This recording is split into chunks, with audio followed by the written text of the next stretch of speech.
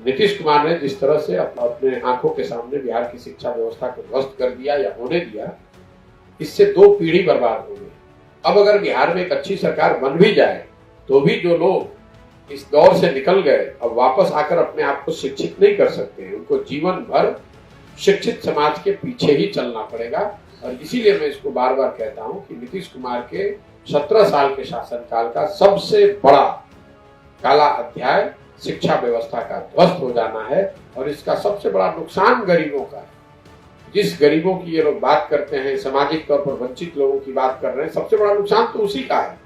क्योंकि दूसरे वर्गों के लोग जो थोड़े बहुत भी समृद्ध हैं वो तो अपने बच्चों को फिर भी प्राइवेट स्कूल में भेज सकते हैं, बिहार में नहीं तो बिहार के बाहर भेज सकते हैं।